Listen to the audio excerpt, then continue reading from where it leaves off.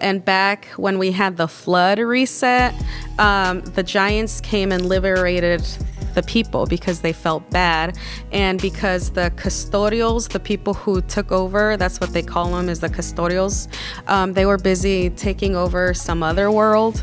So the giants had time and to come and liberate some people. So they're like, yeah, you saved us. We used to, I guess, live in your world. Now the giants came and saved us up here, and we're here now. Hi, everyone, and welcome back to Gemini Talks. We are back again today, and we have my host, Antoine Bellamy, my husband. How are you? I'm doing good. How are you? Very good. Still recovering from Cinco de Mayo. Oh, yes. It was a good turnout, huh? It was really good. What did you think? It was pretty good. It was a lot of action. It was a lot of great things happening. Great music, I'll tell you that. It was a lot of great music, great food, and the drinks was outstanding.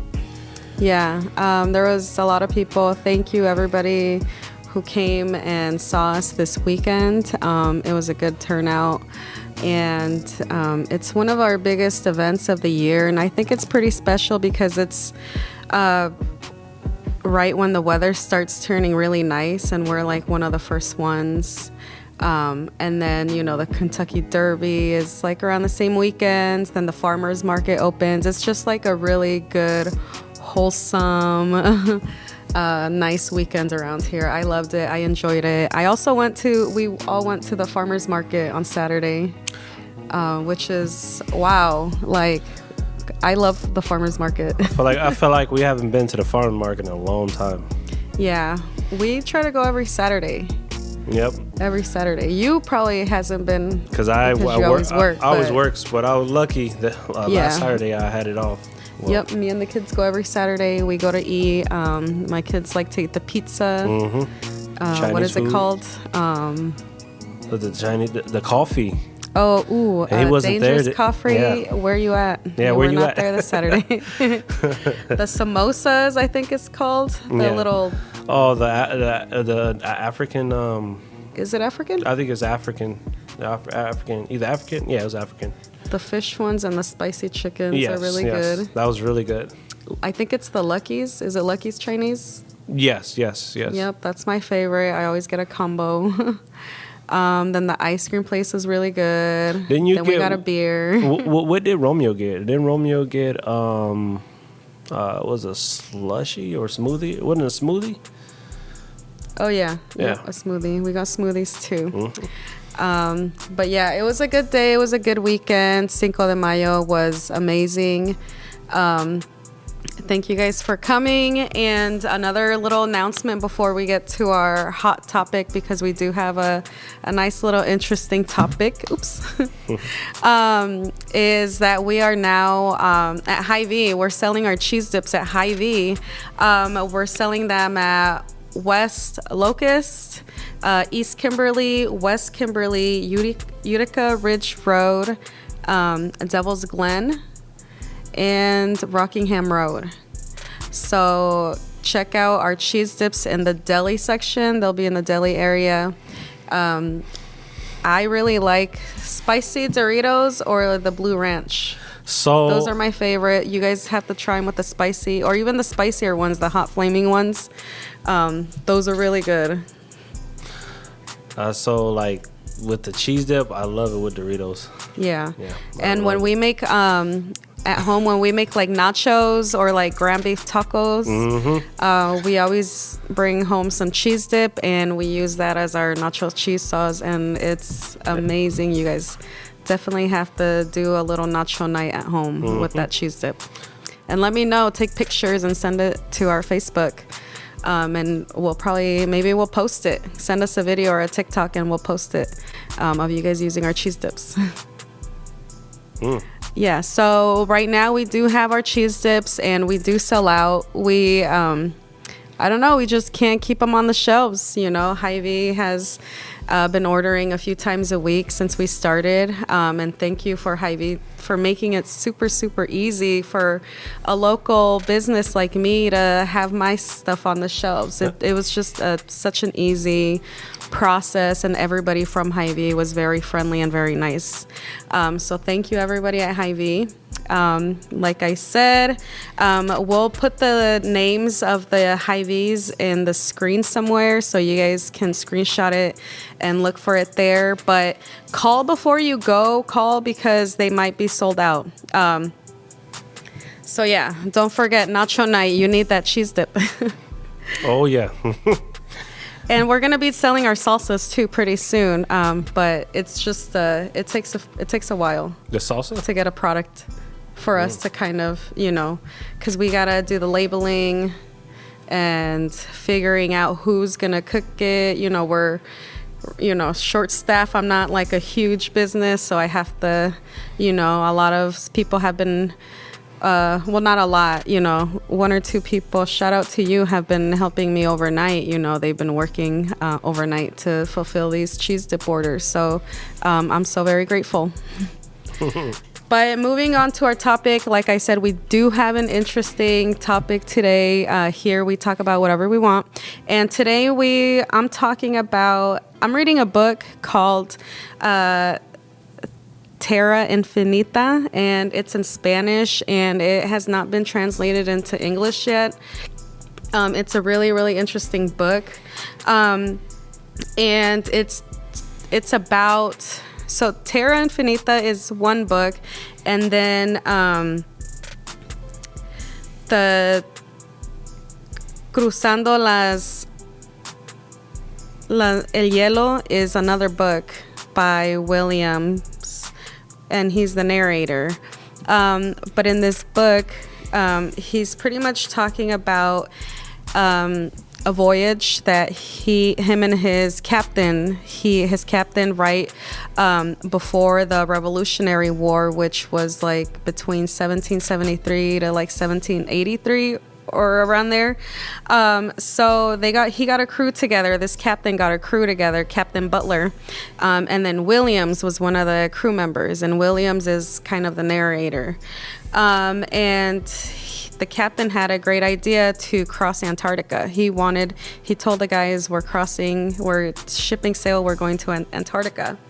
But days before, the captain just disappears, and the day that they were supposed to leave, he's not there. So the other guys were like, okay, well, we'll just wait till he comes back. We'll postpone it. And then he came back with a map. And said, okay, let's go. We're going to go on this sail. We're going to go south. During this time, it was the 13 colonies, so they were up around there. And then they were going south. All the way till they hit Antarctica.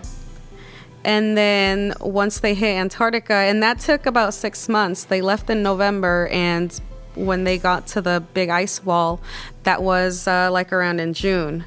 But the captain, he looks so sure of himself, like he's done it before. And, all the other guys are kind of just, like taking his lead. And the guy, once they get to the wall, they find like a gap. And once they see this gap, it's like the ship kind of sails itself and it goes through these walls. And it's still kind of like shipping by itself. So they finally crossed the big ice walls, which they say was Antarctica. And then out, they see a huge mass in the ocean, like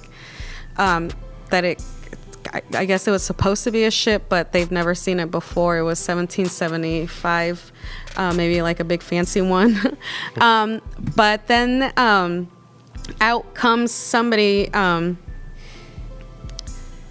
saw people who looked just like us. He saw people who were just like us, and they said that they were the Ancestral Republic, and they said they were surprised to see them. They said, we haven't seen people from that world in hundreds of years. So they were pretty shocked, but nevertheless handed them a map and said, here you go. This will make it easy. Just follow the course. And then one of them is the president, and he's telling them that they are our ancestors, that back in one of the resets, which I guess means kind of like end of the world type, you know, when an era, you guys know what I'm talking about. But anyways, they call that like a reset. And back when we had the flood reset, the giants came and liberated the people because they felt bad, and because the custodials, the people who took over, that's what they call them, is the custodials, they were busy taking over some other world, so they the giants had time and to come and liberate some people. So they're like, yeah, you saved us. We used to, I guess, live in your world. Now the giants came and saved us up here, and we're here now. But then the bombs go off. Bombs start going off, and then nobody freaks out. Like, it's a big, huge explosions and bombs going off.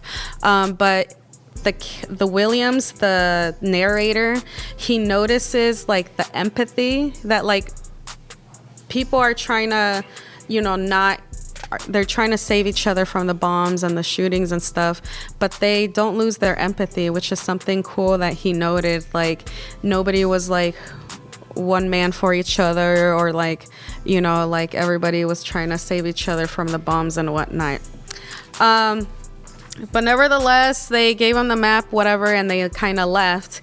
And it was just weird to William, the narrator, because Butler got the map and was, going about like he's been there before. I'm not completely done with the book, but that was kind of the explanation to one book.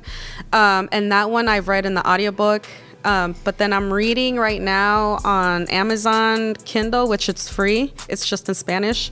I'm reading about, I guess, the daughter who grew up in that world. Williams's daughter wrote a book called Terra Infinita. So one book wrote William, the narrator, and then the book that I'm reading is wrote by the daughter of Williams, and she's the one that explains the map. Like, she goes more into details because the map that he got, and maybe I'll get it. I have to buy the map in order to kind of, but maybe I'll buy it and I'll put it up here on the video.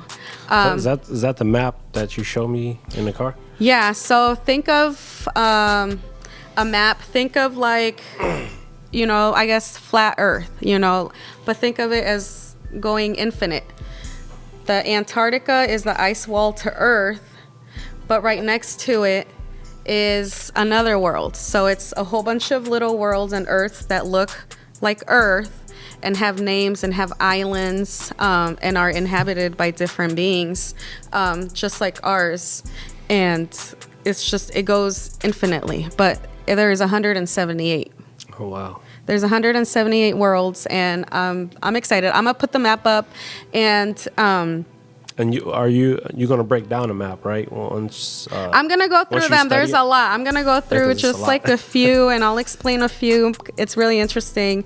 But the book, she does go into explaining like the world and stuff. Okay, now let's talk about the map. We put a picture up behind us, and so the people gave them this map, and I guess once you hit the ice walls, you can kind of tell there's ice walls around the different worlds. There's 178 of them. Wow. And I mean, okay, so now that you think about it, it kind of makes more sense, right? They tell us that the world is spinning, mm-hmm. and then the stars are spinning, and everybody's fucking spinning. But wouldn't it make more sense that maybe those stars that we see are maybe their suns and moons, or even the other worlds, maybe somehow? Because I strongly believe that we live in a firmament, right? That's the big dome that's inside, and supposedly outside it's water. There's water. We're living underwater. But I don't know. That's an idea. Wow. But wouldn't it make more sense if those stars and whatever had to do with those other moons because they don't ever move, you know. Yeah, they may move for like the seasonal or whatever, but they're pretty much always stay in the same spot. And they're trying to make us to believe that we're spinning thousands and thousands of miles per hour. So that's what the moon, that's what it looks like. That's kind of, you know, the aerial view. But so the Terra Infinita, that's kind of where the daughter goes in and explains. And I'm going to just go through a few because she does go through a lot. And I mean, it's a lot. So when she explains about the Neptunians, you know, and the planet, and the planets, those planets that they tell us are actually worlds, because there's a Neptunian planet, the Jupiter world, not planet, the Neptunian world and the Jupiter world. So the Neptunians, they're blue beings. They have blue blood. They eat local fruit. They don't eat meat. And they're somewhat friendly with the custodians. And again, the custodians are, so the president who was telling them that they're ancestors, he explained the custodians as kind of like real negative entities that try to take over a lot of worlds. These custodians have been for forever trying to take over each world, and a lot of times they have been successful. In other worlds, they have not been able to be successful, and other times they become amicable. You know, they're able to live amongst them. So these Neptunians are somewhat friendly. And then we have the world from Uranus. They're pink skin. They have dark eyes, or sometimes they're all white. And they have great eyesight. They're not very spiritual and they're not very technical. They're more kind of wild compared to the technically advanced people. They're not advanced. They're under the custodial dominion.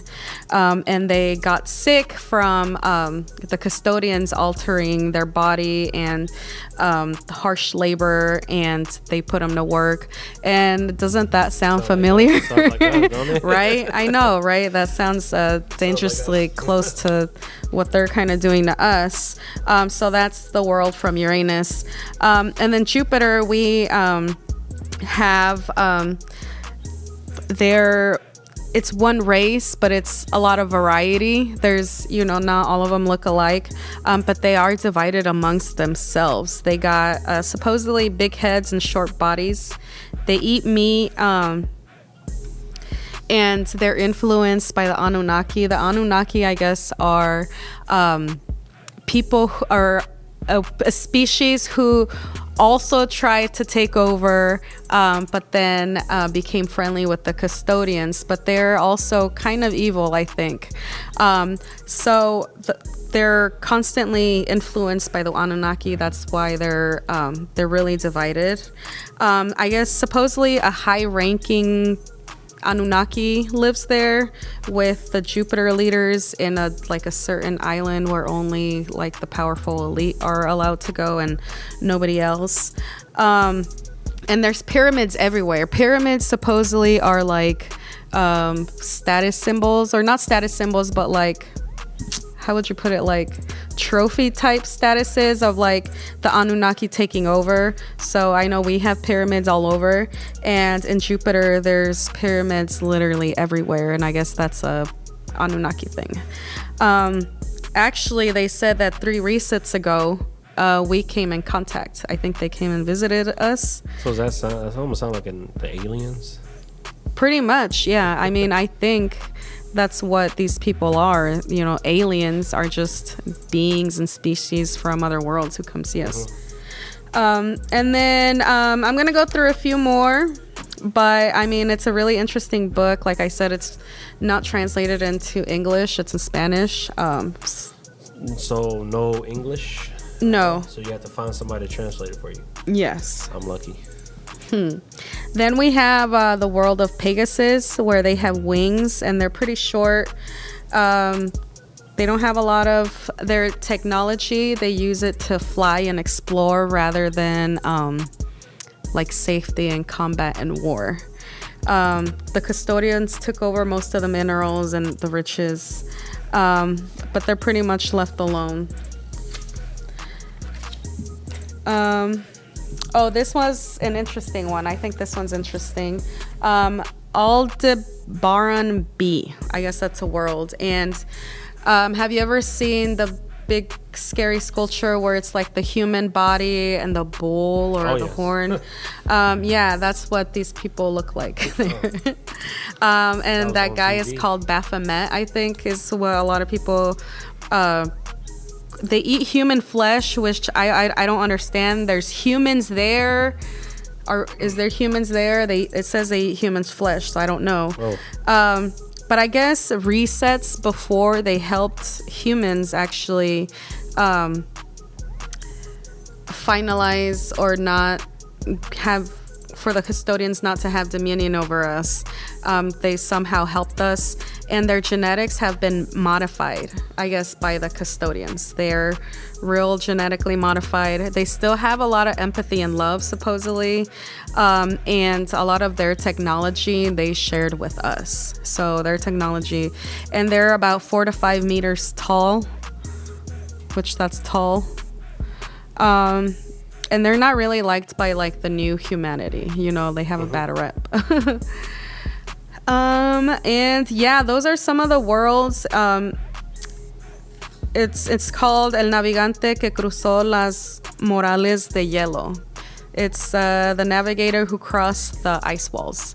So it's an interesting book. And then the other book is called Terra Infinita.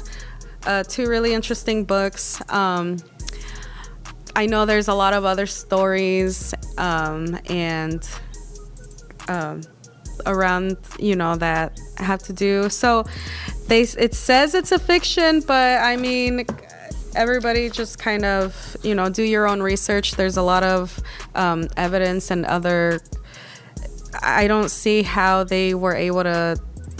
Somebody's imagination was able to, you know, come up with all of this. So you guys do your own discernment, be your own researchers, and have fun exploring cool topics. We're at the age of information where everything's at your fingertips. There's a lot of BS out there, but, you know, books and really good resources, and reading books from, you know, people's experiences. It's just it literally opening up worlds. It's opened up worlds. So let me know what other interesting books you guys are reading at home. I would love to look at them and read them. Thank you.